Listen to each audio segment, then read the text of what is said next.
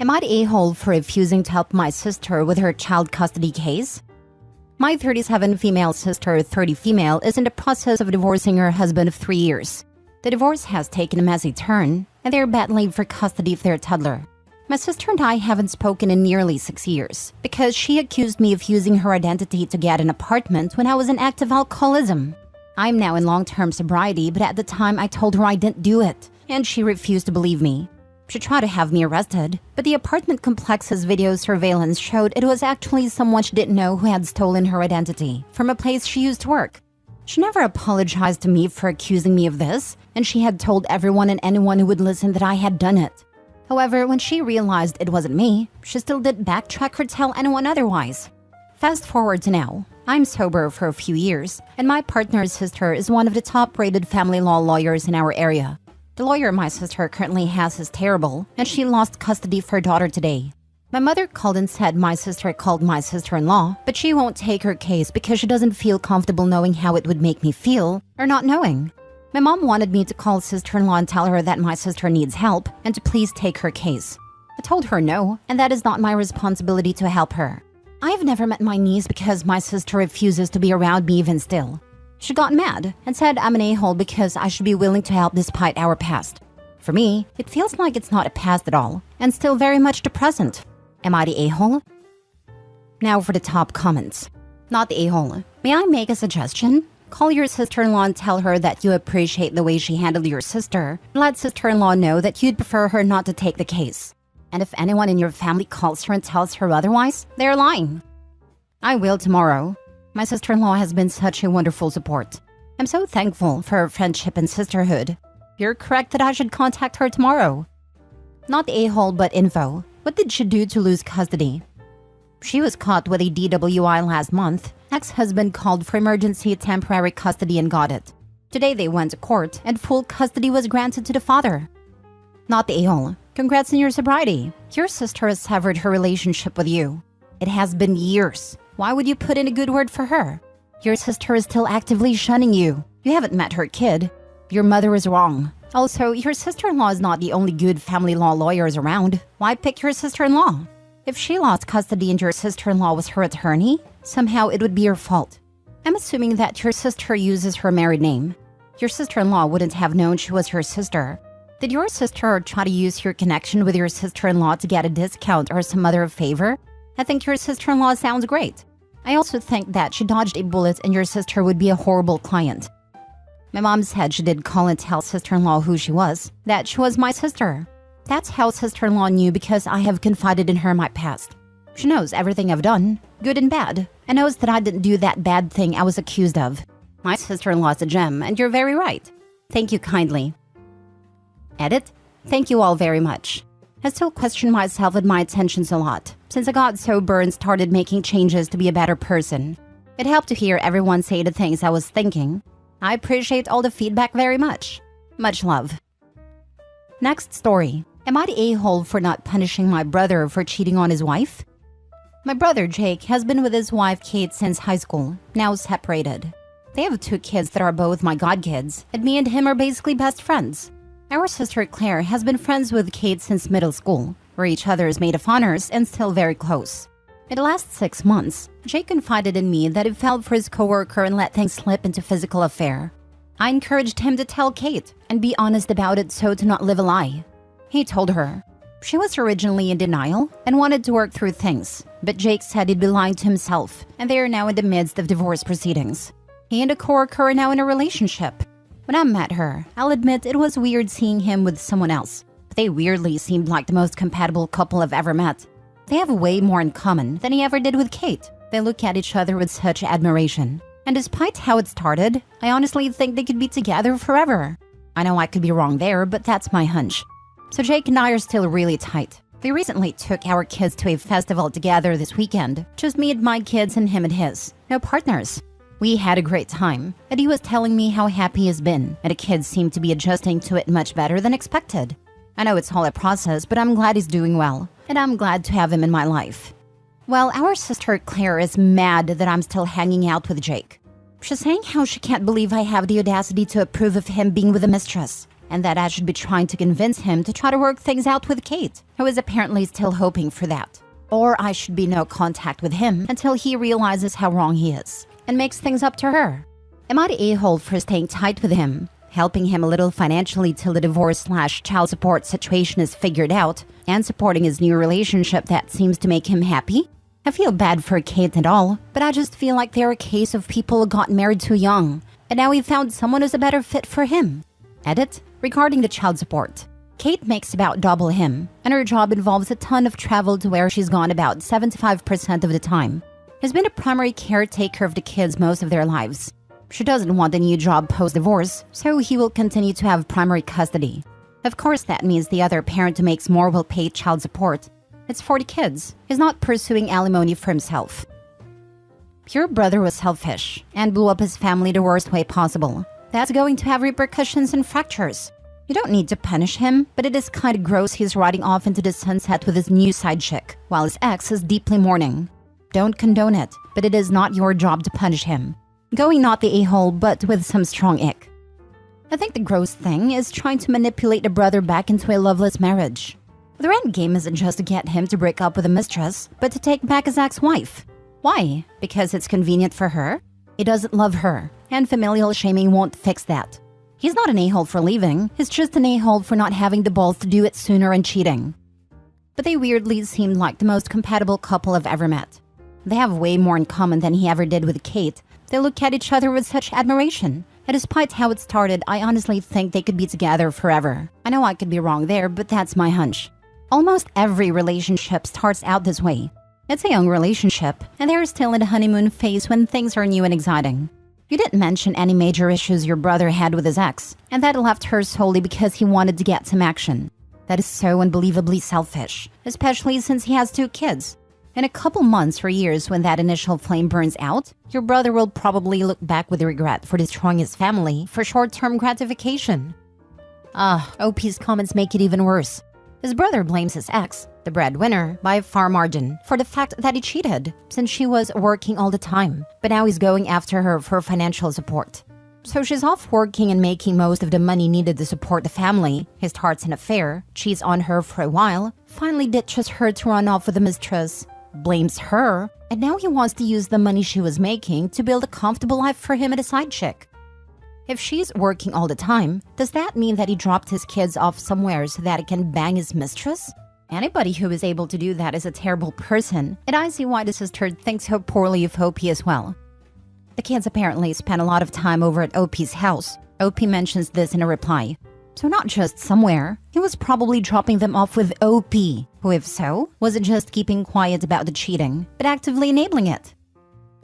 Next story. Am I the a-hole because I want to separate our funds if my husband continues to let his 22-year-old daughter live at home rent-free without doing anything or starting a life? I, Sarah, 38 female, and my husband, Josh, 40 male, have been together for almost 15 years. Josh has a daughter, Lori, who is almost 23. I've been in her life since she was 5. Lori came to live with us when she was 16 and ended up staying with us until graduation. I actually enjoyed having her around. It made house feel more complete. However, Lori has always had a mean streak, which I've kind of brushed off thinking is just some teenage angst.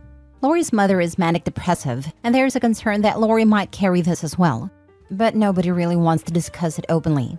Lori doesn't talk to anyone in the house, preferring to spend her days in a room playing video games until it's time for work. When she does emerge, there's this palpable tension and she often appears annoyed. We get one-word answers and feel like we're walking on eggshells. She does have a part-time job that she seems to like, but she has admitted it's not a long-term career goal. As her stepmom, I've never set rules or imposed consequences. My husband wanted to handle his daughter's issues himself.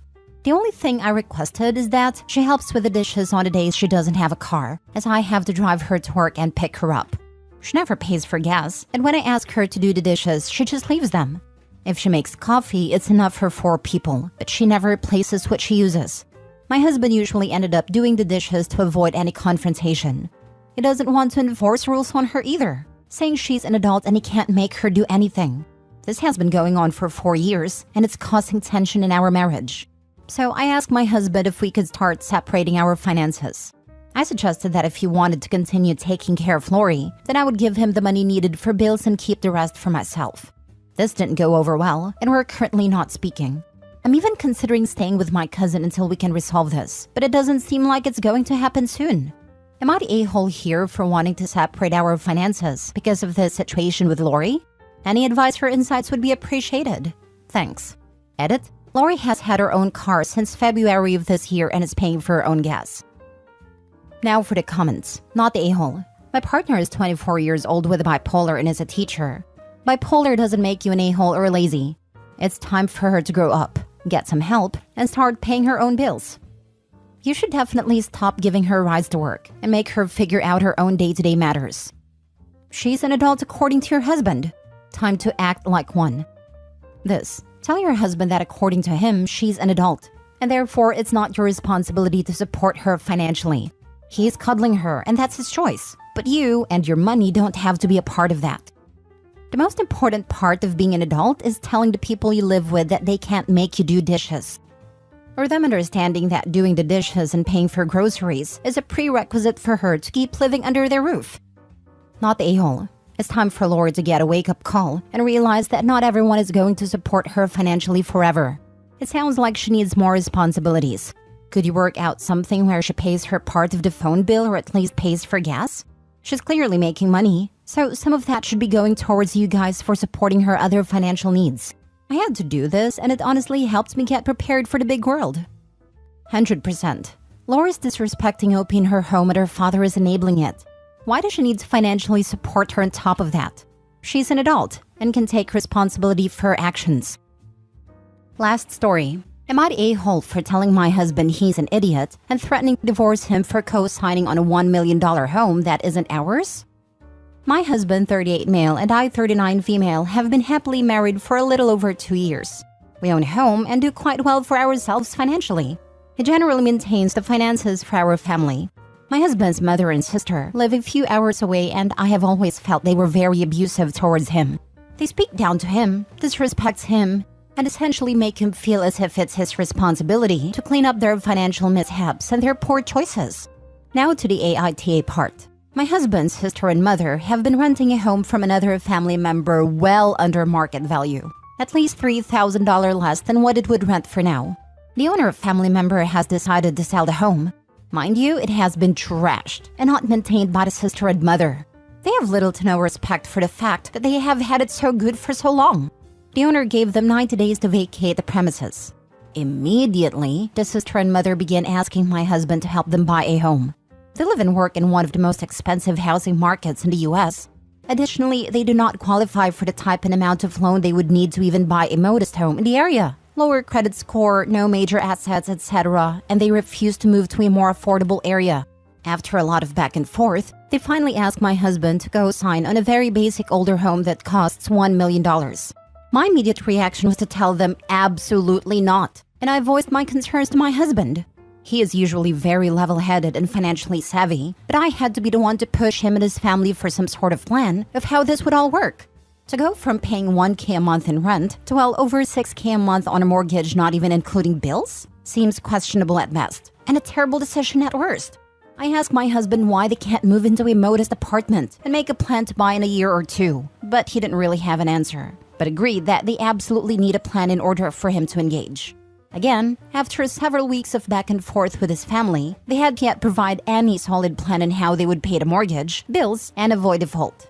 Who would be responsible for repairs? No idea. Finally, last week before I left for a work trip, my husband told me he would not be co-signing on the home and that they had done zero planning. I was so relieved and was able to relax on my trip. Well, I returned home at the end of the week and was taking a shower when he walks in and tells me he co-signed for the home. To say I was taken aback is an understatement. I went through all the range of emotions in a short amount of time, but it wasn't until the next morning that what he had done had really hit me. He chose to make a risky investment with people who don't respect him, and did it behind my back after assuring me he wouldn't. He kept trying to tell me I was safe from any potential impact, but I don't understand how that could be. I asked him to walk me through the conversation, the plans, and any assurance that our own assets were safe. He couldn't. He then had the audacity to tell me, at least I decided to tell you. That is when I lost it. I felt absolutely betrayed and disrespected. I cried and screamed and told him how he cannot see how they use him. I told him I was questioning his integrity and our relationship. We are also in the midst of the IVF process, and it has been extremely hard on me and my body. I told him I didn't think he deserved to be the father of my children, and if we did have children, his family would have limited contact and not allowed around my children. There are other incidents of how they have treated me with such disrespect that even I have distanced myself from them. That is also another reason why my husband decided for us to move away from them. Back to the subject. At first he was remorseful, but then he got defensive of his family. Even though myself and many others have tried to show him how abusive they are. I told him if he wanted any chance of making our relationship right, he was to immediately work with his mother and sister to write a contract that he had majority ownership in the home, so that if they continued to make poor decisions and default, he could sell the house. Well, to no one's surprise, his family would not agree to these terms, because they believe living there is enough to solidify it's theirs. For the last 3 days, I've asked over and over again why he made this drastic decision without a plan. My friends agree that this is a divorce-worthy offense, but the reality is besides this, we have a wonderful life together and I love him dearly. So Reddit, am I the a-hole for calling my husband stupid and threatening divorce over co-signing the loan? Some additional details for anyone interested. His sister is actually older than him. He has managed to keep his financial success fairly well hidden from his family, but due to the co-sign process, they now know exactly what assets he has, and I'm certain they will expect more from him. Before asking my husband to co-sign, they didn't even attempt to take out the loan for the home on their own. I assume they expect that having him on the loan will give them carte blanche on destroying the home, or default on the loan because he will pay in order not to mess up his own credit and assets. His family does not care for me and are likely jealous at the life I have with my husband and how they get less from him. Though my husband maintains the finances, we bring in roughly the same income, so this is not a case of my husband having full control over financial choices. Not the a-hole. He has shown you to be irresponsible. What happens if you have a college fund for your kids and his family feels entitled? Please do not have a kid with him. Unless he could somehow get out of this mess and go no contact with them, I would definitely divorce him. Even then, I don't see how we would rebuild trust. I would have to go through every single account monthly, and I don't know if it's worth it.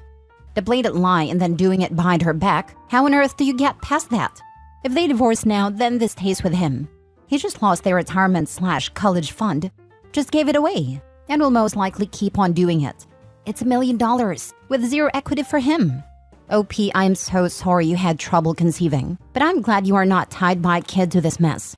Not the a-hole. Yeah, even if she loves him, divorce him and separate all finances completely, so she's off the hook for the debts when they screw her husband over.